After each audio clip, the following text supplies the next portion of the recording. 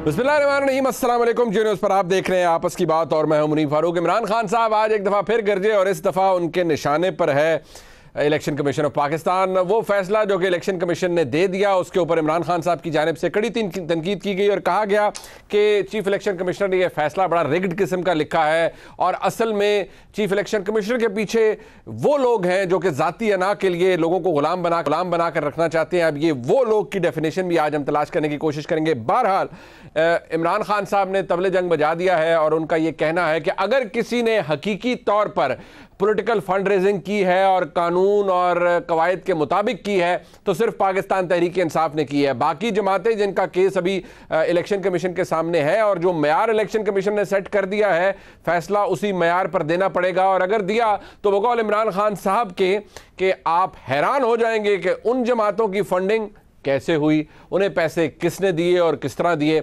इसी तरह इमरान खान साहब ने आज ये भी तौजीह पेश की कि 2012 में जब उन्होंने अबराज के थ्रू या अबराज की एक और कंपनी के थ्रू या आरिफ नकवी साहब के थ्रू वुटॉन क्रिकेट क्लब के थ्रू जब उनको पैसा आया बैरूनी किसी कंपनी से, फॉरेन कंपनी से, तो उन्होंने कहा कि मुझे ये पैसा लेने की इजाज़त थी। अब इमरान खान साहब ने जो तौजीह पेश की वो ये कि 2017 के कानून में तब्दीली की गई है। टेक्निकली ये बात गलत है। इसके हवाले से जो लैंग्वेज है वो बड़ी ज़बरदस्त है 2002 के कानून की, ऑल्दो 2002 के कानून के अंदर भी कुछ ऐसे नकाइस हैं जिनको शायद 2017 के कानून में भी नहीं दूर किया जा सका। बहरहाल इमरान खान साहब ने जो फरमाया उनके वकला भी यकीनी तौर पर यही आर्ग्यू करेंगे। लेकिन आज हुकूमत पाकिस्तान ने भी एक ऐलान कर दिया है। मरियम औरंगज़ेब साहिबा ने एक बड़ी ज़बरदस्त और बड़ी टू द पॉइंट किस्म की प्रेस कॉन्फ्रेंस की। She raise some very pertinent points. ज़ाहिर बात है गवर्नमेंट की तरफ से जब आप बात करते हैं तो आपको बड़ा फोकस्ड होना चाहिए। आज उनकी बड़ी फोकस्ड गुफ्तगू थी और क्योंकि कानूनी थी बट उन्होंने फिर भी उसको बड़े तरीके से सारी चीज़ को हाईलाइट किया। उन्होंने क्या कहा सुनिए। इलेक्शन कमीशन की जो फैसला है उसमें वाज़िया तौर पर जो पाकिस्तान तहरीक इंसाफ है वो फॉरेन एडेड पार्टी डिक्लेयर हुई है। जो उसमें एविडेंसेस हैं उन तमाम मनी ट्रेल्स के मुताबिक इलेक्शन कमीशन के फैसले के मुताबिक अब हुकूमत पाकिस्तान जो है वो इस बात की पाबंद है कि एक डिक्लेरेशन इलेक्शन कमीशन के फैसले के मुताबिक जो है वो सुप्रीम कोर्ट भिजवाने का असूली फ़ैसला कर लिया गया है। इसके साथ साथ 3 दिन की मोहलत दी गई है। अगली काबीना की जो अशूरा के बाद कैबिनेट मीटिंग होगी उसमें वजारत कानून जो है वो तमाम कानूनी और आइनी चीज़ों का जायज़ा लेते हुए वो डिक्लेरेशन जो है वो काबीना में पेश करेगी सुप्रीम कोर्ट में भेजने के लिए। अब हुकूमत ने ऐलान कर दिया, इस फैसले के अंदर कुछ सुकम भी हैं, यानी कि जब आप फैसला 2002 के कानून के मुताबिक कर रहे हैं तो आप मामला सुप्रीम कोर्ट को नहीं भिजवा सकते क्योंकि जो रेफरेंस भेजने का मामला है वो तो फिर कानून के अंदर यही है और वो 2017 का कानून है। लेकिन जब फैसला 2002 के कानून के मुताबिक कर रहे हैं तो उसके अंदर ये प्रॉब्लम ज़रूर आती है। अलबत्ता 2002 के कानून को भी अगर आप देखें तो बड़ा क्लियर है कि जो सेक्शन 15 है पॉलिटिकल पार्टीज़ ऑर्डर का, उसके तहत वफाकी हुकूमत की जो लैंग्वेज है वो वही है। वफाकी हुकूमत अगर सेटिस्फाइड है कि ऐसा मटीरियल किसी पार्टी के हवाले से है कि जो अगर वो फॉरेन एडेड पार्टी है तो उसको फिर डिक्लेरेशन उसके खिलाफ दिया जा सकता है और फिर मामला सुप्रीम कोर्ट में जाएगा। लेकिन सवाल ये है कि क्या पाकिस्तान तहरीक इंसाफ उस थ्रेशोल्ड पे आ गई कि उन्होंने इतनी ज़्यादा फॉरेन फंडिंग हासिल कर ली और इतनी वो फॉरेन एडेड पार्टी हो गई? मेरी नाकिस राय के मुताबिक ये थ्रेशोल्ड बहुत ज़्यादा होना चाहिए और है भी। पाकिस्तान तहरीक इंसाफ मेरे नुक्ता नज़र में तो वहाँ फॉल नहीं करती और अगर हुकूमत ये करेगी तो शायद सुबह की हो क्योंकि सुप्रीम कोर्ट ऐसे रेफरेंस को या ऐसी डिक्लेरेशन को अपहोल्ड करती हुई नज़र नहीं आ रही जो कि अब तक मटेरियल हमारे सामने आया। बहरहाल हुकूमत ने यह भी ऐलान किया कि जो कंसीलमेंट की गई है पाकिस्तान तहरीक इंसाफ की जानिब से, जो अनडिक्लेयर्ड अकाउंट्स हैं उन लोगों को जो ने ऑपरेट करते रहे उनके खिलाफ FIA भी अब कार्रवाई करेगी। ये सवाल अपनी जगह बहुत इंपॉर्टेंट है कि जब ये होगा तो क्या उसके अंदर उसी तरह के मनी लॉन्ड्रिंग के केसेस बनाए जाएंगे जो कि मुस्लिम लीग नून के शहबाज शरीफ साहब और हमजा शहबाज शरीफ साहब के खिलाफ हैं? क्या स्कोर सेट किया जा रहा है या मेरिट के ऊपर काम होगा? इसके ऊपर बात करने के लिए हमारे साथ मौजूद हैं मोहसिन शाहनवाज रांझा साहब, पाकिस्तान मुस्लिम लीग नून की तरफ से मरकज़ी रहनुमा MNA हैं। बहुत शुक्रिया आपका। राना साहब ने हमें ज्वाइन किया। आसमा शराजी साहब हमारे साथ अवार्ड विनिंग जर्नलिस्ट हैं, आज न्यूज़ पे अपना प्राइम टाइम शो करती हैं। बहुत शुक्रिया आपका, आपने हमें ज्वाइन किया। जनाब अतर काज़मी साहब हमारे दोस्त हैं, आप रिपोर्ट कार्ड में उन्हें देखते हैं, सीनियर सहाफ़ी हैं, उनका एनालिसिस भी आपके सामने होता है, बड़ी क्लियर बात करते हैं। बहुत शुक्रिया काज़मी साहब आपका भी। मैं ज़रा राजा साहब आपसे आगाज़ इसलिए करना चाहूँगा कि इस बात की अहमियत अपनी जगह मौजूद है कि वफाकी हुकूमत की चंद ख्वाहिशात हैं, चंद ऐसी ख्वाहिशात हैं कि जैसे वो होता है ना कि बड़े अरसे के बाद कोई चीज़ हाथ आती है, तो आप लोगों के पास भी बड़े अरसे के बाद कोई चीज़ आपके हाथ में आ गई है। अब नुसरत जावेद साहब हमारे उस्ताद हैं, उन्होंने एक मेरे ख्याल में शायद मोहम्मद वालिक साहब के प्रोग्राम में एक बड़ा ज़बरदस्त मिसाल दी थी। मैं वो नहीं कहूँगा कि कहीं वो फिर शायद वो ये ना हो जाए कि मैं प्लेजरिज्म के ज़ुमरे में आ जाऊं, लेकिन मैं ये ज़रूर कहूँगा कि आप शायद ओवर डू भी कर रहे हैं, ओवर रिएक्ट भी कर रहे हैं और खुश भी बहुत है कि बस अब तो इमरान खान हमारे रास्ते से हटा ही हटा और पार्टी को हमने ये कर देना है, इमरान खान को हमने नाअहल करवा देना है। ये काम जो है ये ज़रा ये ना हो जाए कि भाई जब बिल्कुल ही सब तैयार हो जाए तो मामला उसके अंदर से, उस गुब्बारे के अंदर से हवा ना निकल जाए। आप तो ख़ुद बैरिस्टर हैं और कानून को भी समझते हैं, कानूनी मामलात और कानूनी मुशकाफियों को भी समझते हैं। आपको लगता है कि ज़रा ठंडा मठा होकर चलना चाहिए, बहुत लंबी लंबी छलांगें नहीं लगानी चाहिए वफाकी हुकूमत को? देखिए मुनीब साहब, जहाँ तक आपने छलांग की बात की, अब छलांग की तो गुंजाइश नहीं रह गई। अब तो बेसिकली ये एक प्रोसेस है। अगर इस प्रोसेस को वफाकी हुकूमत मुकम्मल नहीं करेगी तो कल पाकिस्तान के बाकी इदारे वफाकी हुकूमत को इल्ज़ाम दे ठहराएंगे कि आपको कार्रवाई करनी चाहिए थी, आपने कार्रवाई की नहीं। आपने क्यों नहीं की? इलेक्शन कमीशन ने तो काम कर दिया। क्योंकि election commission court of law नहीं है। कोर्ट ऑफ लॉ जो है वो या supreme court, high court, lower courts वगैरह हैं, ठीक। तो इलेक्शन कमीशन तो ये काम नहीं कर सकता। वो तो बेसिकली अपनी जिस तरह तफ्तीश होती है ना, तफ्तीश मुकम्मल करके चलान उसने जमा करा दिए। अब चलान जो है उसको आगे लेके चलना होता है वफाकी हुकूमत ने, क्योंकि उसकी जिम्मेदारी है वफाकी हुकूमत की कि पाकिस्तान के दस्तूर की, आइन की बालादस्ती और उसकी हिफाजत। ठीक। इलेक्शन एक्ट जो है ये पाकिस्तान के आइन और दस्तूर के नीचे बना हुआ है। बिल्कुल। इंतखाबात का तरीकाकार गिवन है, सारा प्रोसेस है उसके बीच में। पॉलिटिकल पार्टीज ऑर्डर 2002 उसको अडॉप्ट किया इलेक्शन एक्ट 2017 ने। ये भी मैं थोड़ी सी क्लैरिटी कर दूं, बिल्कुल, कि वो ख़त्म नहीं हुआ। उसकी कई जो है क्लॉजेज जो हैं वो लाइन बाय लाइन और उसकी जो शिकें हैं वो अडॉप्ट हुई, ऐसे ही तो वो अप्लाई भी होता है। आज भी हम अदालतों में बहस करने जाते हैं तो हम पॉलिटिकल पार्टीज ऑर्डर जो है 2002 उसका सहारा लेते हैं। तो अब ये जिम्मेदारी है, ये आईनी जिम्मेदारी है वफाकी हुकूमत की कि वो अपनी जिम्मेदारी जो है उसको पूरा करे। और अगर एक फॉरेन एडेड पार्टी है, फॉरेन फंडेड पार्टी है, जो कि अब वो एक तफ्तीश मुकम्मल हो गई है इलेक्शन कमीशन की, सारे अकाउंट सामने आ चुके हैं, किसी इंडियन नेशनल से पैसे लिए, किसी से पैसे लिए जो कि अमेरिकन नेशनल था, ऐसी कंपनी से पैसे लिए गए जिनके पाकिस्तान में हम समझ सकते हैं, हो सकता है कहीं पे कॉन्फ्लिक्ट ऑफ इंटरेस्ट हो। नहीं, बट इसके अंदर राजा साहब एक बात आपको ये नहीं लगता कि ये भी देखिए एक मसला है ना कि इलेक्शन कमीशन ने ये बात डिटरमिन नहीं की कि अगर लेट से किसी को 100 रुपये मिले, टोटल फंडिंग 100 रुपये है, तो कितने फीसद उसमें आपके मुताबिक वो फॉरेन एडेड है, कितने % फॉरेन एडेड मनी आई है? अगर कम है तादाद, कंपनियों की ज़्यादा है, फॉरेन नेशनल्स की ज़्यादा है, तो थ्रेशोल्ड तो कानून ने भी कोई मुतय्यन नहीं किया। लोगों से 100 हज़ार 1500 या $50 लेने से क्या कोई सियासी जमात फॉरेन एडेड हो जाती है? क्या उसका थ्रेशोल्ड उस पर आ जाती है PTI आपके नज़दीक?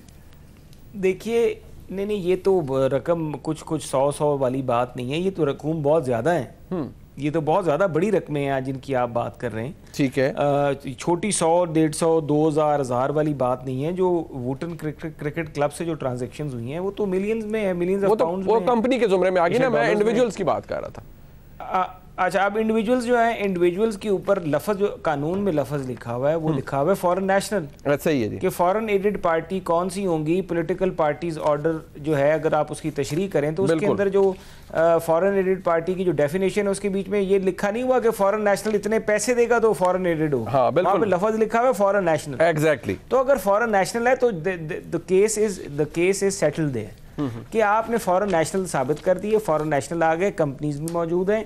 उसके बाद अब कोई गुंजाइश नहीं रह जाती। और इलेक्शन कमीशन हम समझते हैं कि 8 साल इतनी 8 के 9 या 11 रिट पिटिशनें इस्लामाबाद हाई कोर्ट में मुख्तलिफ अदालतों में इन्होंने की कि हमारी स्क्रूटनी कमेटी का रिकॉर्ड जो है उसको पब्लिक ना किया जाए, उसको छुपाया जाए। स्क्रूटनी कमेटी की कार्रवाई में लोग ने पहले तो इन्होंने अकबर एस बाबर पे एतराज़ करते रहे, फिर उनके ये रुकन नहीं है, फिर वो पार्टी रुकन साबित हुए, फिर उन्होंने ऑडिट कराया, फिर इस्लामाबाद हाई कोर्ट में चले गया, वहाँ से स्टे ऑर्डर ले लिया, फिर वो स्टे ऑर्डर वेकेट हुआ, फिर सुप्रीम कोर्ट भागे। मतलब 8 साल वो डिले करते रहे कि ये हमारा जो राज है ये अफशा ना हो, पाकिस्तानी कौम के आगे असल भयानक चेहरा हमारा ना जाए। देखिए अगर आप इसको इवेंट्स के साथ मिला के पढ़ें तो मैं बहुत ये दिलचस्प बात है। इवेंट्स क्या हो रहे हैं कि 2013 में पाकिस्तान सीपैक में दाखिल हो रहा है, 2013 में पाकिस्तान एक सरमायाकारी हो रही है, 2013 में पाकिस्तान में लगने वाले जो बिजली के कारखाने हैं वो ऑयल से शिफ्ट हो रहे हैं एनर्जी मिक्स की तरफ, जिसमें कोल आ रहा है, जिसमें थर्मल आ रहा है, जो चीज सर आप फरमा रहे हैं। और एक बहुत बड़ी लॉबी है जो उस वक्त फाइनेंसिंग करती है कि हमारे जो ये प्रोजेक्ट्स हैं ये कॉन्फ्लिक्ट ऑफ इंटरेस्ट है। अभी तो हम आगे जाएंगे, मैं तो इसलिए कहता हूं कि ये फैसला इस तरह का फैसला जिस तरह मछली अंडे देती है जी, जिस तरह मछली अंडे देती है, इस फैसले ने इस तरह अंडे देने हैं। अच्छा ये आपको लग रहा है, बट अदालत ने तो आपने इवेंट्स का जिक्र किया सर, ये बात ये है, आपने कहा इवेंट्स, अब इवेंट्स को तो शायद अदालत ज़हन में नहीं रखेगी, अदालत तो वो रखेगी जो एविडेंस मौजूद है, अगर उसको भी परखा जाएगा। अब जिस फैसले का या जिस रिपोर्ट का, इसको फैसला भी शायद नहीं कहना चाहिए, रिपोर्ट का इलेक्शन कमीशन ने अपनी फाइंडिंग दे दी, आपके चलान दे दिया। अब वो अगर मेरा सिर्फ सर बात ये है कि जो लोग मीडिया पर आ रहे हैं, सोशल मीडिया पर आकर कह रहे हैं, सोशल मीडिया पे आके कह रहे हैं कि भाई हमें इलेक्शन कमीशन ने नॉन पाकिस्तानी लिख दिया, फॉरेन नेशनल लिख दिया, हम डुअल नेशनल है। अगर 10 बंदे आ चुके हैं और गॉड नोज अगर इन्वेस्टिगेशन दोबारा थॉरो हो तो पता नहीं कितने हो। देखिए उसमें कुछ लोग कह रहे हैं कि हम डुअल नेशनल्स हैं, लेकिन कुछ लोग उसमें जो डुअल नेशनल भी नहीं है, जो डुअल नेशनल नहीं है वो फॉरेन नेशनल है। ठीक है, वो फॉरेन नेशनल है, वो उस डेफिनेशन को मुकम्मल करते हैं। और इलेक्शन कमीशन की वो जो लिस्टें आई हैं ना उसमें डुअल नेशनल्स भी बहुत होंगे। ठीक है, ऐसी कंपनीज भी शायद 1-2 मिल जाएं जिसके अंदर डुअल नेशनल जो हैं वो डायरेक्टर्स हों, लेकिन जो क्राइटेरिया कानून में लिखा है वो तो सेटिस्फाइड हो जाता है, उस पर तो पूरा उतर गया। और जो मैं बात कर रहा हूँ ना, ये सारी ये चीज़ें जो इवेंट्स हो रहे हैं, सारा कुछ ये तो बात की बातें हैं, लेकिन अगर आप स्ट्रिक्टो सेंसो लॉ को अप्लाई करते हैं तो स्ट्रिक्टो सेंसो लॉ की एप्लीकेशन के बीच में आपको लगता है ये फंसते हैं, ये फॉरेन एडेड, आपको लगता है ये फंसते हैं? ये तो ओपन एंड, ये अगर फंसते ना होते तो इमरान नियाजी साहब की हदायत के नीचे ये 8 साल इस मुकदमे को लटकाते। बट चले, अच्छा ये बात अपनी जगह ठीक है, बट एक मिनट दुनिया मैं मुझे एक बात, मेरी गुजारिश सुने, मैं ये समझता हूँ कि अभी भी जो ये इलेक्शन कमीशन ऑफ पाकिस्तान ने फैसला दिया है ये दबाव के नीचे दिया है। जब पाकिस्तान छोड़ के पाकिस्तान की सारी सियासी जमातें तो एहतजाज कर ही नहीं थी कि ये फैसला होना चाहिए, जब बैनुल अक़वामी मीडिया में ये खबरें छपना शुरू हो गई और ये खबरें किस तरीके से फॉरेन फंडेड हुई, वो ठीक है, चले वो अब डिटरमिन होना है ना, अभी तो ये फर्स्ट इंस्टेंस के ऊपर है, ओपन एंड शट केस बन गया। बात चले, अभी तो ये फर्स्ट इंस्टेंस पे ना आगे जाना है। मैं एक बात जरा आसमा शराजी साहबा के सामने भी रखना चाहूंगा, अतर काज़मी साहब के पास भी चलेंगे, हम उनसे भी ये बात करना चाहूंगा। एक व्यू ये है जो कानूनी तौर पर ठीक है सामने है, उसके ऊपर बहुत सी बहस की जा सकती है। एक व्यू है जो शेख रशीद साहब का है, और शेख रशीद साहब ने उसका ऐलान भी बड़ा ज़बरदस्त तरीके से किया है। शेख रशीद साहब क्या फरमा, असल हकीकत क्या इसमें तो छुपी हुई नहीं है, जरा ये सुनिए। इस अगस्त में मसला और पार हो जाएगा, ये जेलों में होंगे। इमरान खान जो है इनके बाप से भी नहीं संभाला जा सकता, इनके बाप के बाप से भी नहीं संभाला जा सकता। फारक नून लीग, फारक 2 बंदे सियासत करते हैं, उनकी बीमारी एक है, एक नवाज शरीफ। उसामा बिन लादेन का माल खा जाए, मैं कुरान पे शहादत देने के लिए तैयार हूं कि इसने उसामा बिन लादेन से माल लिया। इनके बाप, बल्कि बाप के बाप भी नहीं संभाल सकते। तो अब ये बाप कौन है, चले इसकी तशरीह में तो हम बिल्कुल नहीं जाएंगे क्योंकि वो तशरीह बड़ी गलत हो जाती है।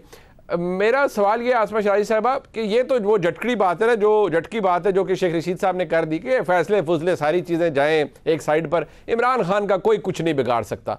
आपकी राय, क्या आप एग्री करेंगी शेख साहब की राय से कि इमरान खान साहब का वाकई कोई कुछ नहीं बिगाड़ सकता? मेरे ख्याल है मुनीब शेख साहब बहुत ज़्यादा गुस्से में हैं और वो कल इसी प्रोग्राम में उन्होंने कोई थूका भी है और वो सारी चीज़ें सब सामने में ख्याल है उनकी उसके ऊपर तो मैं बिल्कुल उनकी जो एक तरह से ज़हनी प्रेशर है उसके ऊपर तो मैं बात नहीं करना चाहती, मगर फैक्ट्स को अगर देखें कि वो कहते हैं अगस्त में सब कुछ ख़त्म हो जाएगा, सब अंदर चले जाएंगे और जो चीज़ें वो आगे बढ़ेंगी, तो उसको अगर हम देखें हक़ाइक़ की बुनियाद के ऊपर तो गुज़िश्ता 2-3 दिनों से जो या 2-4 जो खिताब हुए इमरान खान साहब के, उसमें आपने कोई लफ्ज़ सुना है कि उनको क़ब्ल अज़ वक्त इंतखाबात चाहिए?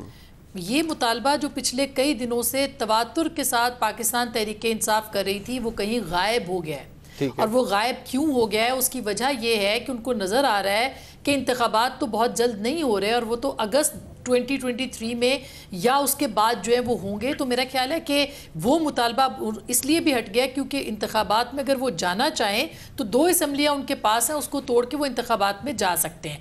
तो एक बात तो ये है कि ये शेख रशीद साहब ने शायद इसीलिए इसी फ्रस्ट्रेशन में वो ये बात करें क्योंकि इंतखाबात उनको करीब नज़र नहीं आ रहे।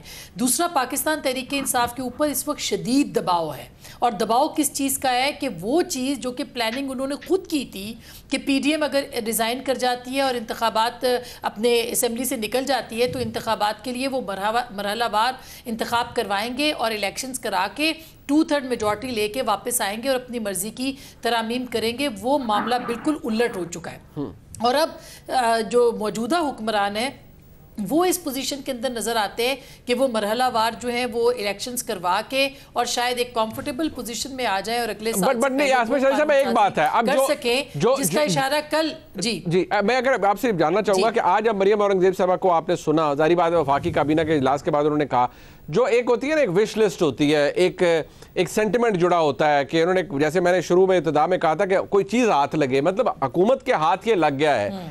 अब ये इन्होंने कहा है कि जी हमने ऐसी तैसी बेजा करवा देनी है PTI की और इमरान खान को भी टाइट कर देना है और एक तरफ हमने नाहली की तरफ जाना है, दूसरी तरफ हमने पार्टी में जाना है। एक कुछ चीज़ें ऐसी हैं जो कि प्रैक्टिकल सियासत से जुड़ी हुई हैं, प्रैक्टिकल रियलिटीज से जुड़ी हुई हैं, आप उनसे बखूबी वाकिफ़ हैं, आपको ये होता हुआ नज़र आता है फ्रैंकली? देखिए प्रेशर वो मेरे ख्याल है वो भी गैलरीज के साथ खेलने की कोशिश कर रहे हैं। वो ये चाहते हैं कि एक रेफरेंस, दूसरा रेफरेंस, तीसरा रेफरेंस, रेफरेंस पे रेफरेंस, और फिर वो इदारों का टेस्ट भी चाहते हैं। वो चाहते हैं फुल कोर्ट बैठे और उसी तरह के फैसले हों जिस तरह से पहले नवाज शरीफ साहब के खिलाफ फैसले हुए थे। वो फैसला भी जाहिर है कि गलत था और अगर इस तरह के और फैसले आते हैं सियासी रहनुमाओं के खिलाफ तो वो भी गलत है, लेकिन एटलीस्ट वो ये चाहते हैं कि ये जो चोर डाकू का नैरेटिव है, ये नैरेटिव जो है ये सामने आ जाए और इसके ऊपर जो है वो बात हो और बार बार बात हो। और आपने देखा है कि गुज़िश्ता 3 दिनों से जितनी प्रेस कॉन्फ्रेंसें इस हुकूमत ने कर दी है, मेरा ख्याल है पिछले 4 साल में इतनी प्रेस कॉन्फ्रेंसेज किसी वजीर ने, किसी हुकूमत ने नहीं की है, या इनकी अपनी जो इत्तेहाद है उसने कभी नहीं की है। तो मेरा ख्याल है एक एग्रेसिव पॉलिसी के साथ वो आ रहे हैं। वो लोगों को बताना चाहते हैं कि जो शख्स हमें झूठा कहता है, चोर कहता है, डाकू कहता है, वो असल में उनके साथ क्या है। तो मुझे नहीं लगता कि वो कोई इन द लॉन्ग रन उनके ऊपर कोई पाबंदी लगाना चाहते हैं या और बाकी, लेकिन अगर कोई लॉ वो समझते हैं कि कोई सी कानून के तहत इमरान खान साहब को पे कदगन लग सकती है तो शायद उसके ऊपर वो जरूर जाएंगे। ताकि क्योंकि इमरान खान साहब ने उसके ऊपर इल्जामात लगाए। लेकिन सरे दस्त अगर इमरान खान साहब की पॉलिसी मुनीब आप देखें तो इमरान खान साहब ने आज जो रेफरेंस वापस लिया है ये बहुत इंपॉर्टेंट स्टेप है जो कि उन्होंने लिया है, क्योंकि उनको भी ये समझ आ गया है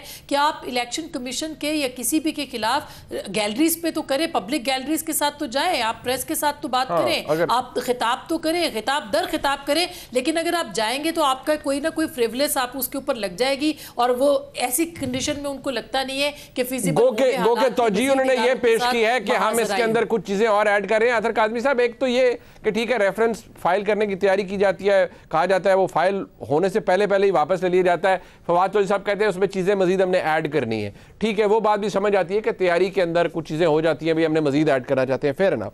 लेकिन क्या आपको लगता है कि इस फैसले के बाद ये दुरुस्त है, गलत है, इसका फैसला तो आगे जाके होगा ना? एक सेटबैक जरूर हुआ है पाकिस्तान तहरीक इंसाफ को और उनको बड़े अरसे के बाद इमरान खान साहब को डिफेंसिव पे होकर बहुत सारी चीज़ों की वजाहत देनी पड़ रही है। देखिए, जिस तरह आपने जिक्र किया कि जो रेफरेंस उन्होंने वापस लिया, ऑब्वियसली उस पर जो उनका मौक़िफ़ है, उन्होंने कहा कि हम इसमें कुछ मजीद चीज़ें डालना चाहते हैं, तो वो तो आने वाले दिनों में क्लियर हो जाएगा। लेकिन ये जो फैसला है इस फैसले के अंदर जो जिस किस्म की चीजें हैं, मुझे नहीं लगता कि उससे इमरान खान साहब डिफेंसिव पे जाएंगे। देखिए, इस फैसले में इलेक्शन कमीशन ने बस एक काम नहीं किया कि इमरान खान साहब की और जमाइमा बीबी की जो शादी हुई थी उसमें जो लोगों ने वेलें कराई थी 150 की, वो भी लिख देते कि वो भी गैर मुल्की फंडिंग है। मतलब इस किस्म का उसमें फैसला है। अच्छा। कि हम यहाँ पे जहांगीर तरीन साहब को रोते रहे एटीएम, पता चला कि असल तो चरणजीत सिंह है जिसने $50 इकट्ठे ही जमा करा दिए और पाकिस्तान की जो पूरी सालमियत है उसको खतरे में डाल दिया। देखें, यहाँ पे लोगों को कंफ्यूज करने की कोशिश की जा रही है। एक होती है गैर मुल्कियों की कंपनी, एक होती है गैर मुल्की कंपनी। गैर मुल्कियों की इस तरह किसी अमेरिकन की है गैर मुल्की कंपनी, और गैर मुल्की कंपनी इस तरह होती है जिस तरह मियां साहब के साहबजादे की कंपनी है, पर है वो एक पाकिस्तानी की कंपनी, ओवरसीज पाकिस्तानी की कंपनी है। तो वो उस तरह की कंपनियां हैं जो ओवरसीज पाकिस्तानियों की कंपनियां हैं, उनके through proper banking channels Pakistan के अंदर पैसे भिजवाए गए और पूरा सारा रिकॉर्ड भी है, मनी ट्रेल भी है। यहाँ पे मुकदमा क्या हो रहा है कि जी पाकिस्तान में पैसे आए हैं और वो कहीं पे जनाब किधर चले गए, कोई मिल नहीं रहे। जय सामने है, सबको पता है, जिन्होंने पैसे चोरी करने होते हैं वो मुल्क से बाहर लेके जाते हैं, मुल्क में लेके नहीं आते। तो मेरे ख्याल में ये बयानियां बनाने की कोशिश तो वो करेंगे, कल से 24-25 प्रेस कॉन्फ्रेंसेस भी कर चुके हैं, लेकिन सिर्फ मुनीफ साहब सिर्फ एक टिकटॉक की वीडियो इस बयानिए को उड़ा देगी, सिर्फ एक टिकटॉक की वीडियो। मैं अभी आपको ये बता रहा हूँ। तो बयानिए इस तरह नहीं बनते, बयानिए इस तरह नहीं बनते, बयानिए अवाम बनाती है और अवाम लेके चलती है। और आप बैलेट पेपर में और बैलेट बॉक्स के जरिए बयानिए बनाते हैं जिस तरह इमरान खान ने पंजाब में बनाया है। तो बाकी एक चीज मैं कहूंगा कि जिस तरह शेख रशीद साहब दबाव में हैं, यहाँ पे मेरे बड़े भाई हैं बैरिस्टर रांझा साहब, उन्होंने कोई टेक्निकल वर्ड यूज किया, स्ट्रिक्टो समथिंग, ये मुझे दबाव में लाने की कोशिश थी। उस वर्ड को सुन के मैं भी दबाव में आ गया। नहीं, दबाव में रांझा साहब, दबाव में आपको लाने की जरूर कोशिश करेंगे, लेकिन हम उनकी ये कोशिश बिल्कुल कामयाब नहीं होने देंगे। वैसे भी आप भी इस वक्त फॉरेन लैंड के ऊपर है, इसलिए आपको कोई खतरा नहीं है, आप पाकिस्तान में नहीं है। एक ब्रेक ले लेते हैं जी, वापस आते हैं। मैं इस सिलसिले को जरा दोबारा हम शुरू हो गए, इसके सियासी एस्पेक्ट भी है, उस पर बात हो जाए। ब्रेक के बाद में साथ रहिए।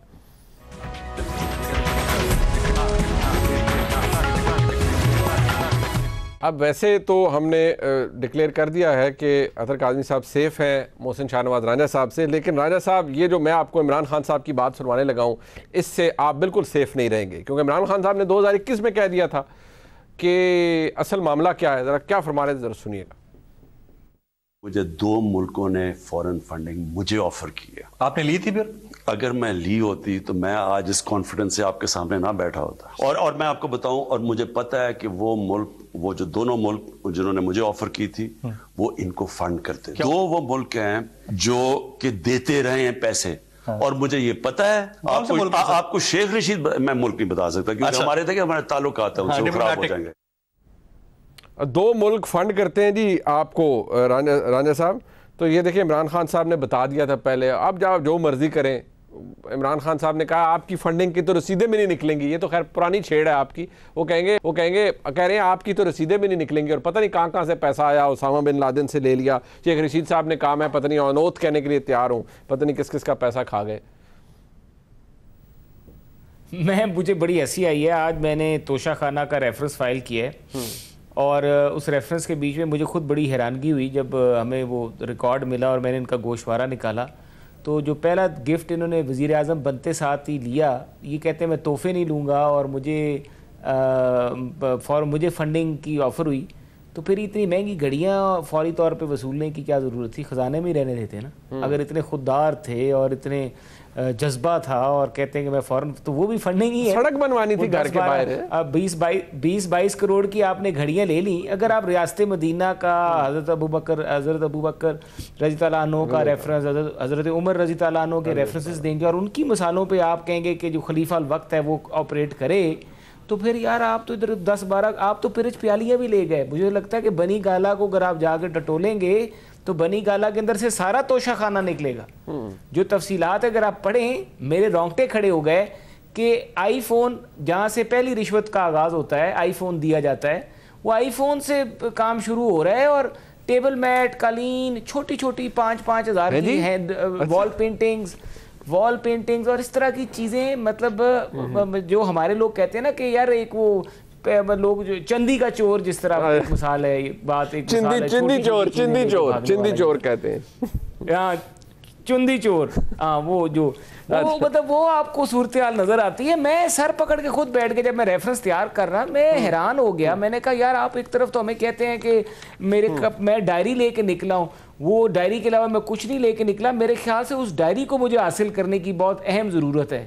उस डायरी के अंदर सारी तफसीलात है, सारा खाता है कि क्या क्या चीज़ें ली हैं, क्या क्या फॉरेन फंडिंग है, कितने वॉल पेंटिंग, टेबल, भाई चैनिक प्यालियां, अच्छा टी सेट। मैं सोच सकता है कि यार मैं कहता हूं अगर आप किसी माली को भी वजीर आजम बना दें, शायद टी सेट वो भी ना उठाएं।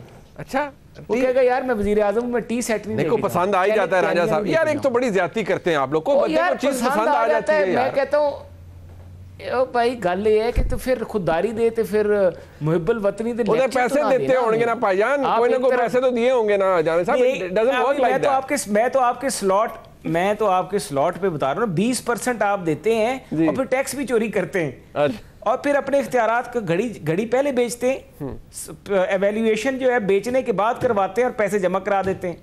अच्छा अच्छा, मतलब इंतहा है। मैं पाकिस्तानी कौम को इससे ज्यादा मैं कहता हूँ पाइड पाइपर, ये एक पाइड पाइपर था हमारे पाकिस्तान में जो आया, ठीक है, और उसको अल्लाह ताला ने वक्त के साथ साथ उसका असल चेहरा पाकिस्तानी कौम के आगे आता जा रहा है और आता जाएगा। ठीक, अच्छा ये बात आपने की। एक बात जो कि मैं रखना चाहूँगा आसमा शाही साहबा के सामने, अब इमरान खान साहब ने गुज़श्ता रोज़ एक इंटरव्यू दिया, उन्होंने एक बात कमिश्नर के हवाले से की। उसने अलार्म इसलिए बहुत कम अज़ कम मुझे ज़रूर किया कि ये बातें आपको करने की ज़रूरत नहीं है, अगर आप कर देते हैं चले ठीक है, आपने कहा सिकंदर सुल्तान राणा वो बैड चॉइस, फाइन आपने कर दिया, लेकिन आप जब ये चीज़ें खोल रहे हैं तो इससे एक और परसेप्शन को भी तकवीत मिलती है। क्या फरमा रहे हैं इमरान खान साहब, जरा सुनिए।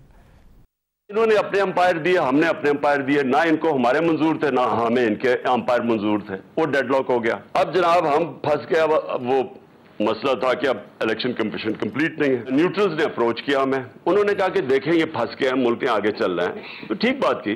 तो हम कहते हैं कि हम आपके लिए एक ऐसा कैंडिडेट दे देते हैं जो दोनों इतराज नहीं करेंगे। उन्होंने इसका सिकंदर सुल्तान का नाम दिया, मैं तो इसको जानता ही नहीं था। मैंने कहा कि ठीक है, जैसे ही इसका नाम आया तो लोगों ने शोर मचा दिए। तो उन्होंने कहा ये तो नून लीग का घर का आदमी है। मैंने न्यूट्रल्स को बताया, मैंने कहा आपने कहा था ये न्यूट्रल है, ये तो घर का आदमी है। उन्होंने कहा हम गारंटी लेते हैं इसकी कि ये न्यूट्रल रहेगा। इतनी बड़ी हमने हिमाकत की कि हमने मान के इस आदमी को रख लिया। मैं चाहता हूँ कि मैं वो वजीर आजम बनूं जो जब वजीर आजम बने तो मुल्क में अपने मैनिफेस्टो को अमल में ले आए। वो वजीर आजम ना बने जिसके हाथ बंधे हों, पीछे एस्टेब्लिशमेंट बैठी हो, वो डिक्टेशन दे रही हो, एजेंसीज मुल्क चला रही हो और मैं एक पुतला बैठा हूँ। वजीर आजम का बनने का कोई फायदा नहीं जब तक हम इस मुल्क के अंदर एक तब्दीली ना लेके आए। यानी कि इससे तासुर ये उसको तकवीत मिलती है कि इमरान खान साहब की हुकूमत को अगर एक उस दौर को एक हाइब्रिड रिजीम कहा जाता है, उन्हें कठपुतली कहा जाता रहा या फैसले कहीं और से होते हैं ये कहा जाता रहा, इमरान खान साहब जब इस तरह की गुफ्तगू फरमाते हैं तो उसको तकवीत देते हैं। एक बात जो कि टेक्निकली और फैक्चुअली गलत है वो ये कि इमरान खान साहब ने कहा कि मैं तो इनको जानता ही नहीं था। ये बात इसलिए गलत है कि सिकंदर सुल्तान राजा साहब के जो ससुर हैं जनाब सईद मेहदी साहब, वो इमरान खान साहब के बहुत करीबी दोस्त हैं और सईद मेहदी साहब के जो एक साहबजादे हैं सीनियर ब्यूरोक्रेट हैं, वो एक अहम ओहदे पर भी फायज रहे हैं इमरान खान साहब की हुकूमत के दौरान और बड़ा ज़बरदस्त था। और सईद मेहदी साहब के थ्रू भी बहुत सारे मैसेजेस भिजवाते रहे वो सिकंदर सुल्तान राजा साहब को कि आप ये करें, ऐसे करें, वो करें। फिर परवेज़ खटक साहब का आना, ये वो बातें हैं जिनका रिकॉर्ड मौजूद है, जो कि शायद ऐसे मौजूद है कि वो ज़बानी रिकॉर्ड नहीं है, उसका वीडियो रिकॉर्ड मौजूद है। लिहाजा सोचना चाहिए इमरान खान साहब को। लेकिन ये बात जो उन्होंने की आसमा शाही साहबा, क्या इस बात से तकवीत नहीं मिलती कि बहुत से फैसले इमरान खान साहब बीइंग प्राइम मिनिस्टर नहीं करते थे, कहीं और से होते थे?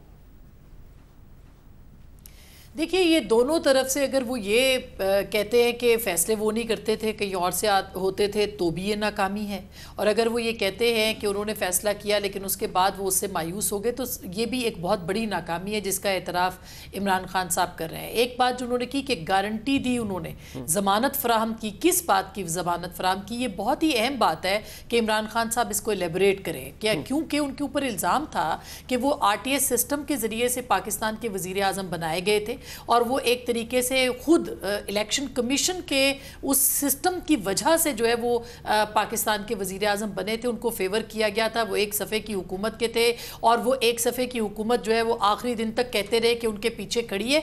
तो ये सारे इल्ज़ामात इमरान खान साहब के ऊपर हैं, उनके ऊपर सिलेक्टेड का इल्ज़ाम भी लगता रहा। तो ये खुद एक एक करके वो एक हमाकत अब बता रहे हैं, इसके बाद और कितनी हमाकतें होंगी जिसका वो इजहार करेंगे, और ये जो एक लेबल उनके ऊपर था वो उसकी मुसलसल तस्दीक करते चले जाएंगे, क्योंकि इस वक्त उनका टारगेट चीफ इलेक्शन कमिश्नर है। और चीफ इलेक्शन कमिश्नर सब जानते हैं कि डस्का के ऊपर जो मामला थे उसके ऊपर उन्होंने कॉम्प्रोमाइज़ नहीं किया। हम खुद इस्लामाबाद में ये जानते हैं कि किस किस तरह से इमरान खान साहब ने चीफ इलेक्शन कमिश्नर को अप्रोच करने की कोशिश की, किस तरह से उनकी अहलिया के हवाले से उनको ब्लैकमेल करने की कोशिश की। एक आईनी हैसियत के जो हामिल शख्सियत थे, जिनका शायद हाल ही में टेलीफोन भी हैक हो गया, उनको भी इस्तेमाल किया गया और उनको कहा गया कि आपसे रात के अंधेरे में लाहौर के अंदर जो मुलाकात की जाए, जिस पे उन्होंने इनकार किया। ये वो सारी इत्तलात हैं जो कि ना सिर्फ खबरों का हिस्सा बन चुकी हैं, बल्कि हमें इसकी डायरेक्ट हमारे पास इसकी इंफॉर्मेशन मौजूद है। तो आप खुद उनको अप्रोच करते रहे। जब उन्होंने इनकार किया कि आप इलेक्शन कमीशन में आके मुझसे मिलने, जितनी मीटिंग्स आप चाहेंगे वो करेंगे, तो उसके बाद जो है वो आपने कहा कि अच्छा ये तो बिका हुआ है और ये उस पर इल्जामात लगा दिए। एक और बात मुनीब, मैं आपसे ये जरूर कहना चाहूंगी कि अब आज भी जो इमरान खान साहब ने तकरीर में बात की और चीफ इलेक्शन कमिश्नर के ऊपर इल्जामात लगाए हैं, मुझे बताइए कि वो जो इल्जामात हैं उनके कोई सबूत उनके पास हैं? जो रेफरेंस आज वो दायर करने के लिए गए थे उसमें उनको वो साबित करना पड़ना था, बिल्कुल करना पड़ेगा, मुलाकातें कहाँ हुई हैं, किसकी हुई हैं, जो कि उनके पास सबूत नहीं है। किसी अच्छी शख्सियत, उनकी वेलविशर ने उनको फोन नहीं, हेयर से का तो वैसे भी नहीं होगा ना, मशवरा दिया कि ऐसे एविडेंस होना जरूरी है, एविडेंस होना जरूरी है। बट एक बात, अदर काज़मी साहब, इमरान खान साहब एक ज़माने में कहते रहे, सितंबर 2003 में उन्होंने कहा कि मैं ऐसा वज़ीर आज़म नहीं बनूंगा जो एस्टैब्लिशमेंट के पीछे जो उसे कंट्रोल कर रही हो। यहाँ पर बहुत सारी बातें जाहिर है कि इमरान खान साहब ने कहा कि इन्होंने फलाने ने गारंटी थी, वो अपनी जगह। लेकिन आपको लगता है कि ये जो बयानिया सियासी तौर पर तो चल सकता है इलेक्शन कमिश्नर के खिलाफ, तकरीरों के अंदर कैंपेन्स के अंदर, लेकिन क्या इलेक्शन कमिश्नर का रिमूवल इस बयानिए की मदद से ही हो जाएगा या साबित करना पड़ेगा ना सुप्रीम जुडिशल काउंसिल के सामने भी? देखिए, सुप्रीम जुडिशल काउंसिल के अंदर साबित करना मेरा नहीं ख्याल इतना आसान होगा। सुप्रीम जुडिशल काउंसिल के अंदर तो देखिए, आप इफ्तिखार चौधरी साहब के जमाने से देख लें, आप रेफरेंस से इख्तलाफ कर सकते हैं, काजी फायज ईसा साहब का मामला देख लें। सुप्रीम जुडिशल काउंसिल में तो जज साहिबान मसला जाने ही नहीं देते ना। वो कहते हैं हम तो मतलब इतने मोतबर हैं कि हमसे तो क्वेश्चन ही मत करो, इधर ही फुल बेंच बनेगा और यहीं पे मामला खत्म हो जाएगा। तो मुझे नहीं लगता कि कोई इस तरह के ओहदे पे जो लोग बैठे हुए हैं वो सुप्रीम जुडिशल काउंसिल में मसला जाएगा। लेकिन यहाँ पे कुछ चीजें, जिस तरह रांझा साहब ने फरमाया कि इमरान खान ने तोशाखाना में कोई करप्शन की है, अगर इमरान खान साहब ने करप्शन की है तो इलेक्शन कमीशन के बजाय बेहतर नहीं है कि नैब के थ्रू या एंटी करप्शन के थ्रू उनके ऊपर मुकदमा किया जाए, तहकीकात अदालत के अंदर हो, दोबारा उसी इलेक्शन कमीशन के पास क्यों जा रहे हैं? क्योंकि आपको कोई उम्मीद है कि वहां से रिलीफ मिलेगी। दूसरी बात, बड़ी इंपॉर्टेंट बात, इंफॉर्मेशन कमीशन ऑफ पाकिस्तान ने 1 महीना पहले ही फैसला दिया है कि जितना भी तोशाखाना में जिस वज़ीर आज़म को जो तोहफे मिले हैं, आज ये हुकूमत वो लिस्ट जारी कर दे तो ये मॉरल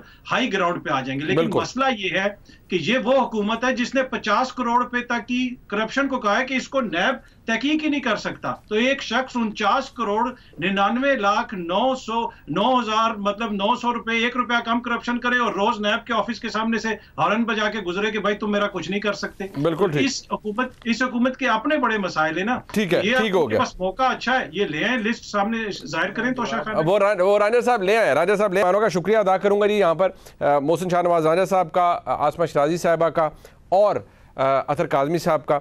यहाँ पर प्रोग्राम के इस हिस्से को कंक्लूड करने से पहले एक बहुत अहम बात मैं दिखाना चाहूँगा। बहुत से वाक़यात हो रहे होते हैं कि एक अलमिया ये है कि 2010 में भी सैलाब है, सैलाब अब भी आया बलूचिस्तान के अंदर, वज़ीर आज़म टांक गए। जो बात अच्छी है उसको अप्रिशिएट करना चाहिए। जो लोग तकलीफ़ में हैं, किसी आफत का शिकार है, कहा जाता है ना, they need a healing touch, या उनके साथ अच्छे बर्ताव की ज़रूरत है, उनको अपनाइयत दिखाने की ज़रूरत है। एक दफ़ा फिर आपको खुशामदीद कहते हैं। ऑनरेबल सुप्रीम कोर्ट के अंदर जब जुडिशल अपॉइंटमेंट्स का मामला आता है या जब आला अदलिया के अंदर जुडिशल अपॉइंटमेंट्स का मामला आता है तो ये एक हसास मामला है, इसकी एक सेक्रोसेंस है, इसकी अहमियत है। लेकिन एक बड़ी बदकिस्मत बात है कि जो हालिया जुडिशल कमीशन का इजलास हुआ उसके अंदर कुछ ऐसी एक कंट्रोवर्सी ने जन्म लिया जिसके बाद फिर ऑनरेबल चीफ जस्टिस साहब को यहाँ तक करना पड़ा कि ना सिर्फ पहले उसके हवाले से एक एलामिया आया बल्कि फिर जो ऑडियो थी उसकी वो भी रिलीज़ की गई सुप्रीम कोर्ट की वेबसाइट के ऊपर क्लैरिटी देने के लिए कि क्या मामला था। असल 2 जज साहिबान ने पहले चीफ जस्टिस साहब को ख़त लिखा था, आज तीसरे जज साहब जस्टिस सजाद अली शाह साहब ने दोबारा ख़त लिखा है, उन्होंने भी ख़त लिख दिया, यानी तीसरा ख़त आ गया है चीफ जस्टिस साहब को। ऑल्दो इस ख़त का जो मतन है वो इस हवाले से है कि जो सिंध हाई कोर्ट के जजेस हैं उनके हवाले से उनकी जो क्रेडिबिलिटी है या उनकी जो साख है उसके हवाले से सवाल उनसे पूछे जाने चाहिए, उन जजेस से जो कि ऑलरेडी मौजूद हैं सुप्रीम कोर्ट के अंदर, ना कि 2 वकला की राय को अहमियत दी जाए। इससे पहले जुडिशल कमीशन के अंदर जो हुआ उसके ऊपर 2 जज साहिबान का कहना ये था कि वो दुरुस्त अमल नहीं था। अटॉर्नी जनरल साहब ने भी इसके ऊपर एतराज़ात उठाए या उन्होंने भी कहा कि कुछ मामलात को दुरुस्त करने की ज़रूरत है। ये मामला प्रिंसिपल ये होना चाहिए कि जो सीनियर है वो आए, या कॉम्पिटेंस का प्रिंसिपल होना चाहिए, और या जिस तरह अटॉर्नी जनरल साहब की उस ऑडियो से जाहिर भी है वो ये कह रहे हैं कि ऐसे जज साहिबान जिनको आप एलिवेट कर रहे हैं सुप्रीम कोर्ट के अंदर, उनके बारे में ऑनरेबल सुप्रीम कोर्ट के जजेस ने उनकी जजमेंट्स के ऊपर जब अपील्स फाइल होती हैं उनके बारे में क्या लिखा है या क्या व्यू दिया है, वो भी बहुत इंपॉर्टेंट है। मेरे साथ मौजूद हैं justice retired NASA Javed Iqbal साहिबा और जनाब कामरा साहब सेंटर भी हैं और सीनियर वकील हैं सुप्रीम कोर्ट ऑफ पाकिस्तान के। बहुत शुक्रिया आपका। जस्टिस साहिबा, सबसे पहले आपसे आगाज़ करूँगा। नेचुरल बात है, ये ज़रा ये बड़ा हसास मामला है, लेकिन आपकी नज़र से भी गुजरा होगा जितनी कंट्रोवर्सी इसके अंदर जनरेट हो गई है, अब इसको मतलब ये स्टेज आ जानी कि जी 3 मौजूद जज साहिबान जो सुप्रीम कोर्ट में हैं और चीफ जुडिशल कमीशन का हिस्सा है वो ख़त लिख रहे हैं चीफ जस्टिस साहब को। 2 का मतन जो है वो एक उस कमीशन की उस दिन की कार्रवाई के हवाले से है, एक दूसरे जज साहब जो हैं उन्होंने एक और नुक्ता आज उठाया है। इसकी वजह क्या है? क्या प्रोसेस के अंदर कोई खामियां हैं जो दुरुस्त होनी है, या ये इस दफ़ा के जुडिशल कमीशन का मसला है और इससे ज़्यादा कुछ नहीं? ये तो अब देखिए, मेरी समझ में नहीं आ रही कि जुडिशरी को इस तरह पब्लिक में हर कंट्रोवर्सी एक्सपोज करने का क्या मकसद है, क्योंकि judiciary is supposed to be the least dangerous branch of the state and its function दाद रसी दे लोगों को जो उनके मसाइल है। अब उनके मसाइल की दाद रसी के बजाय जो भी वहाँ इशू होता है उसको एक इतना बड़ा बना लिया जाता है कि सारे कौम के सामने ये दिखाया जाता है कि जी वहाँ हो क्या रहा है, washing the linen in public, जिस तरह आप इसको कह लें। और सवाल ये है कि ये जुडिशल कमीशन जो है इसकी तो प्रोसीडिंग्स प्राइवेट होती हैं। अगर इनकी प्रोसीडिंग्स प्राइवेट थी, अगर 3 जजेस को इस पे एतराज कोई था कि जी ऐसे वक्त पे इसको इनकाद किया गया है जब वहाँ पे एक जज साहब थे नहीं और दूसरे जज साहब उसकी प्रोसीडिंग से नहीं एग्री कर रहे थे, तीसरे थे कि एलिवेशन जो है उसमें उन जजेस का व्यू लेना चाहिए जो सुप्रीम कोर्ट में शामिल है। ये सारी चीजें वो प्राइवेटली भी चीफ जस्टिस को भेज सकते थे खतूत। अब इनको पब्लिक में मीडिया पे एक्सपोज करने का मुझे तो मकसद नजर ही कोई नहीं आ रहा। बस उन्होंने सोचा मुकन्ना नाम में जो झगड़े होते हैं वो सारा वक्त टीवी पे आते हैं, इंतजामिया के मसाइल भी सारे आते हैं, तो हम क्यों जुडिशरी को मुस्तस्ना रखें और उनके मसले भी सामने ला जाएं। हालांकि ये बिल्कुल मुनासिब बात है ही नहीं, और अगर ये सब कुछ ना था तो ये प्राइवेटली कर। अच्छा, वैसे जैसे आपका नुक्ता नजर इस हवाले से, क्योंकि माशाल्लाह आप खुद भी जज रही और सुप्रीम कोर्ट बार के अंदर भी आप रही, आपके नजदीक क्या प्रिंसिपल होना चाहिए जिसको फिर शायद इसके ऊपर डिबेट खत्म हो जानी चाहिए, सीनियरिटी या कॉम्पिटेंस, क्योंकि ये बहस बड़े अरसे से जारी है? देखिए, सीनियरिटी का तो सवाल ही नहीं करता। कॉन्स्टिट्यूशन इस पे बिल्कुल वाजे है कि ये फ्रेश अपॉइंटमेंट है और ये कोई जो वकील है जिसकी 15 साल की स्टैंडिंग है और उसकी रेपुटेशन है कि वो बहुत अच्छा वकील है तो भी अपॉइंट किया जा सकता है। So the question of elevation is doesn't arrive. ये बात तो जो है ना ये फिक्स हो गया, इसलिए जूनियर भी हो सकता है। जैसे अभी आयशा मलिक बनी है उनको बनाया है, एक वजह ये है कि खातून जज कोई नहीं थी सुप्रीम कोर्ट में, दूसरी थी कि उनकी जो जजमेंट थी वो थी इस काबिल से उनको अहल समझा गया, और उनके ऊपर भी थे जजेस, लेकिन उनको चीफ जस्टिस ने भी प्रपोज किया और वो पहली बारी तो उनका जो था वो स्प्लिट हो गई, जो थी डिसीजन जुडिशल कमीशन की, और दूसरी बारी जो थी वो उनको कर दिया गया। अब सवाल तो यही है सिर्फ कि जुडिशल कमीशन की बदली जा सकती है कॉम्पोजिशन। और इस वक्त तो रिफॉर्म के बारे में बार बार जिक्र होता है, और अगर ये प्राइवेटली सब करते तो क्यों नहीं हो सकता था। एक तो supreme court rules and orders को बदला जा सकता है, वो तो रूल्स ही है ना। और जहाँ तक अमेंडमेंट है कॉन्स्टिट्यूशन की, उसमें भी अगर दोनों हाउसेज जो है वो मुत्तफिक हो जाएं और 2/3 मेजोरिटी से पास कर दे तो उसकी नौयत भी बदली जा सकती है। बिल्कुल, ये इंपॉर्टेंट पॉइंट है। मेरे साथ से जस्टिस साहब, मैं जरा कामरान मुर्तज़ा साहब का भी व्यू लूँ। कामरान मुर्तज़ा साहब, ठीक है, सजाद अली शाह साहब का जो है वो चीफ जस्टिस साहब के हवाले से उन्होंने बात नहीं की। उन्होंने और ये ज़रूर कहा कि जो सिंध हाई कोर्ट के जजेस जिनका नाम है उनकी अगर क्रेडिबिलिटी या साख के हवाले से सवाल है तो उन जजेस से किया जाए जो कि वहाँ मौजूद हैं ऑलरेडी, और वो बेहतर कमेंट कर सकते हैं। बट सवाल ये है कि दो मौजूद जज साहबान ने चीफ जस्टिस साहब को ख़त लिखा है। जस्टिस साहबा की ये बात दुरुस्त है, नासिर जावेद इकबाल साहबा की, कि ये ओपन, ये आप बातें मीडिया पर नहीं आनी चाहिए, ये these things are suppose to be private.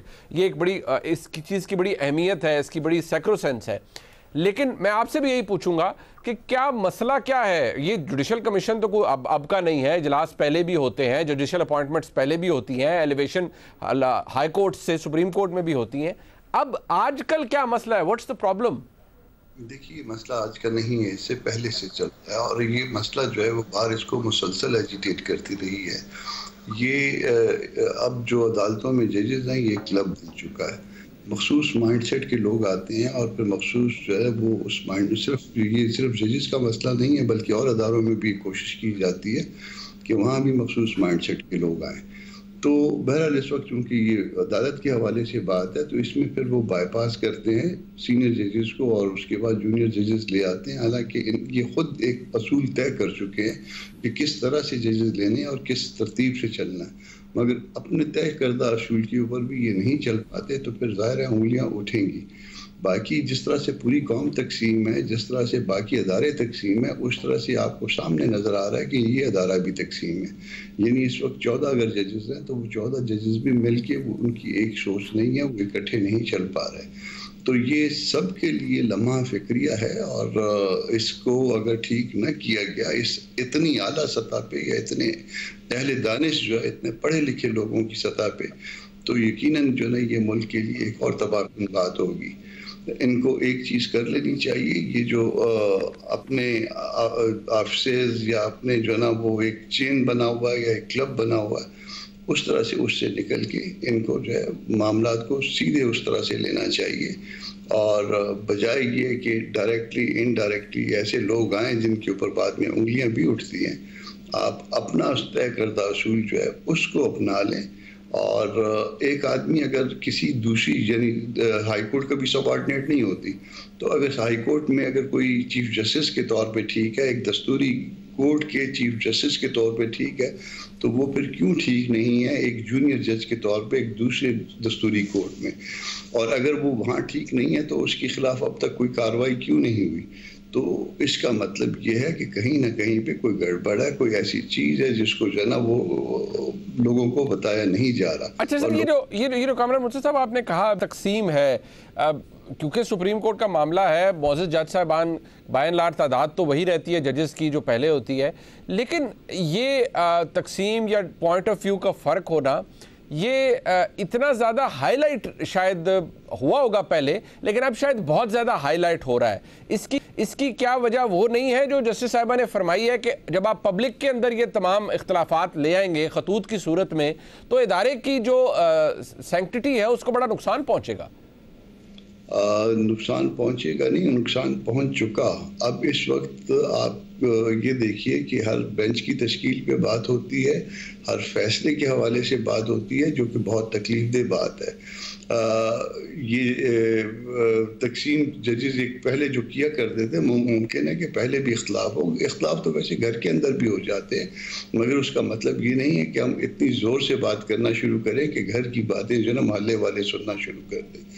तो उस इख्तलाफ को तय करना चाहिए अकल की बुनियाद पे, दलील की बुनियाद पे, असूल की बुनियाद पे। तो इस वक्त अकल, दलील और असूल की बुनियाद पे शायद ये मामला तय नहीं हो पा रहा है, इसलिए बाहर मोहल्ले वाले ये बात सुन रहे हैं। हल क्या है आपके नज़दीक कामरान मुर्तज़ा साहब, आपके नज़दीक हल क्या है? हल इसमें चीफ साहब को जो है पहल करनी होगी। यकीनन जो है वो कुछ चीज़ें जो है ऐसी होंगी जो उनको पसंद नहीं होंगी, उनके हवाले से भी कुछ चीज़ें ऐसी होंगी जो दूसरों को पसंद नहीं होंगी, मगर जो लीड कर रहा होता है उसको जो है वो मामलात को साथ लेके चलना। ठीक है, ठीक है। नासिर जावेद इकबाल साहब, आपके नज़दीक जो बार काउंसिल हैं या सुप्रीम कोर्ट बार है, इस मामले में क्या कर सकती है? क्योंकि ये जो मुझे लफ्ज़ इस्तेमाल करते भी तकलीफ हो रही है कि ये जो डिवीज़न का एक कॉन्सेप्ट सामने आ गया है कि जज साहिबान में तफरीक है, वकला इवन सुप्रीम कोर्ट बार के अहदेदारान ये कहते हैं कि मखसूस बेंच बना दिए जाते हैं, मखसूस जहन के मोअज़्ज़ज़ जज साहिबान हैं जो केस सुनते हैं। जब ये तासुर आने लग पड़े तो इसको ख़त्म कैसे किया जा सकता है, या इसमें कोई बेहतरी कैसी लाई जा सकती है? सबसे पहली बात तो ये है ना कि ये साबदीदी इख्तियारात चीफ जस्टिस के पास है कि वो बेंच जो है उसकी तश्कील कैसे करते हैं। तो अगर ये जो बात है ये धड़ेबंदी का सबब बन गई है तो इसमें ये हो सकती है ना तब्दीली, rules and order supreme court के जो है, और जो 18th अमेंडमेंट में ये कमीशन बनी थी उसकी सूरत हाल में भी कि बेंचेस की तश्कील में 2 सीनियर मोस्ट जजेस जो है वो फैसला कर लें, या बार काउंसिल का जो है वाइस चेयरमैन वो और चीफ जस्टिस, या मतलब उसकी तश्कील को ऐसी बनाए कि उसमें कोई कंसेंशुअल सूरत हाल इमर्ज कर जाए और किसी को ये तनकीद करने का मौका ना मिले। अलबत्ता ये मैं आपको बता दूं कि ये शरीयन तौहीन अदालत है कि कोई आए लिटिगेंट अदालत में, जैसे ये पिछले दिनों में हुआ है वाकया, और वो कहेंगे जी हमें तो ये बेंच कबूल नहीं है। No litigant has the right कि कहें कि जी बेंच फुला होगा तो मैं आऊंगा और अगर नहीं होगा तो मैं नहीं आऊंगा। तो अगर ये तौहीन अदालत करेंगे तो फिर देखें फैसला तो जो है वो हो ही गया, और अगर वो वहाँ नहीं मौजूद तो वो कहे कि जी हमने तो कंडेम अनहर्ड कर दिया। तो उनकी सुनवाई तो हुई है, जो अटॉर्नी जनरल की तरफ से बातें हुई हैं वो तो क्लियर होते रहे।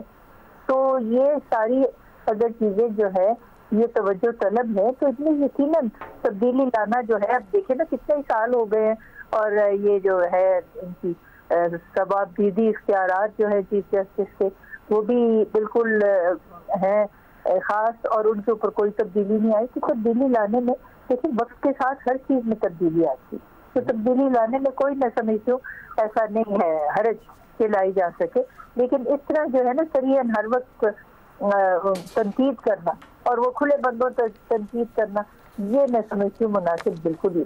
ठीक है, बहुत शुक्रिया नासिर जावेद इकबाल साहब हमारे साथ मौजूद, और जनाब कामरान मुस्तफा साहब हमारे साथ मौजूद थे। एक अहम मामला है, इसकी अहमियत, इसकी सैक्रोसेंस अपनी जगह मौजूद है, लेकिन ये मसाइल अगर हैं तो इनको इस तरह खुलेआम नहीं आना चाहिए। मोअज़्ज़ज़ जज साहबान के अगर कोई मामलात हैं तो सुप्रीम कोर्ट एक ऐसा हाईएस्ट अपीलेट कोर्ट है मुल्क का, वहाँ के मामलात इस तरह पब्लिक में नहीं आने चाहिए।